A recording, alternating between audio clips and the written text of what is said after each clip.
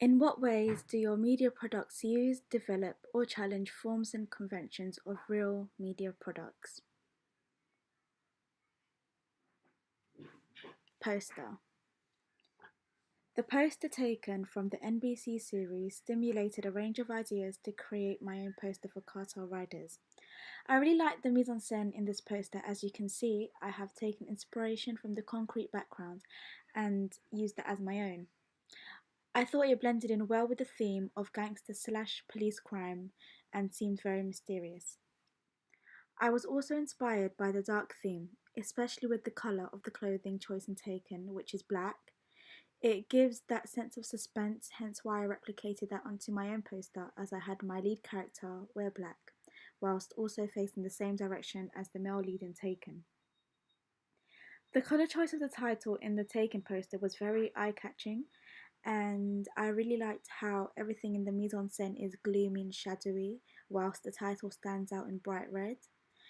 They both contrast in a sense that dark symbolizes the mysterious events, and the red kind of symbolizes blood and death, which I incorporated into my own poster, which followed the repertoire of elements to a gangster crime.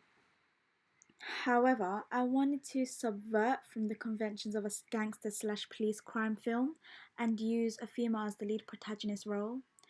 This is because I wanted to reinforce the theme of feminism in media. This gave me an idea to point the gun in my poster the opposite way as the male protagonist in the Taken poster. Also, the importance of the white gun is to reinforce the fact that women do not have to use a typical black gun, and as a group, we wanted to have the white gun to show the individuality and unique style that women can bring. This therefore makes my poster more complex as it challenges the regular conventions of a gangster slash police crime film. Now, moving on to the front of my poster, I decided to give it a bit of an edgy style, hence why I replicated the Suicide Squad font. Although the film Suicide Squad does not relate to my genre whatsoever, I quite liked how the skull designs also are a part of gangster crime, as it could kind of represent death, and the design of it was incorporated into the actual letters and text, which actually really intrigued me. For this, I used fontspace.com and found a replica of the Suicide Squad font. The website is shown above, and this is what I used to create the font. Creating my tagline was much harder than I thought, as I had not finished my trailer at the time to be able to even establish a simple tagline. I went on Pinterest and Tumblr, and I actually saw a popular post which was "Blow a kiss, fire a gun," shown above, which was glowing in all red and had a vintage font. And I was really inspired by this and decided to use this as my tagline for the poster. As you can also see, the fire a gun had a dripping effect which replicated in my mind the aftermath of what happens when you fire a gun, meaning blood. This suits the theme of gangster crime as it involves a lot of violence. This also makes it easier for the audience to figure out what genre this is by reading the tagline. Last but not least, the credits of my poster. This was the most challenging part of creating my poster. However, I was able to get inspiration from a variety of posters that also shared the same style on how to create the credits. I also followed a structure of film credits, which was very helpful, and I found that on Google. I have therefore conformed to the conventions of a typical film poster. I have added the names of the actors, the production name and logo, as well as the names of everyone in my group in the sections and positions that they were assigned. Moving on to my film magazine. This particular Film Inc. magazine cover gave me inspiration on how to form my own magazine front cover. I was actually drawn in by the female empowerment message saying "Women on Film." Unfortunately, I wasn't able to incorporate that onto my magazine due to the spacing of it. But, however, the colour scheme of the Film Inc. magazine was truly mesmerising and captured Jennifer Lawrence very well.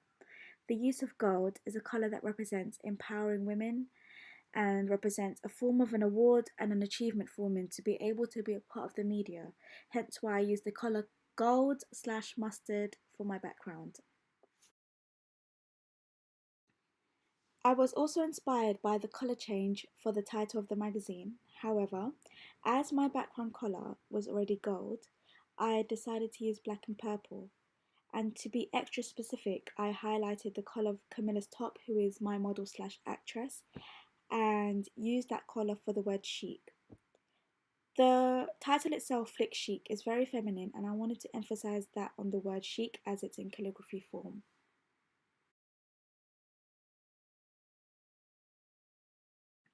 At the bottom of the page, I decided to replicate the tagline and the structure of the film ink.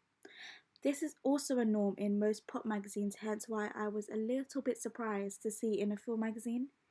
Nonetheless, I liked how well it blended in with the magazine and incorporated it onto my own. It also lets the readers want to read more as it is highlighted in black with bright coloured font. Another convention I have added are cell lines. This is a common feature in a film magazine as a whole, which I have also conformed to. Looking back to what I said before, the word exclusive draws the audience in for curiosity.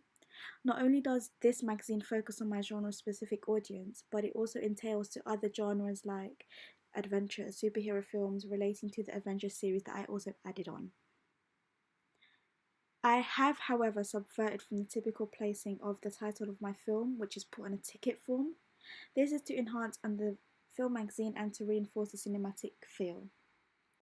This is my Media A2 question 1A.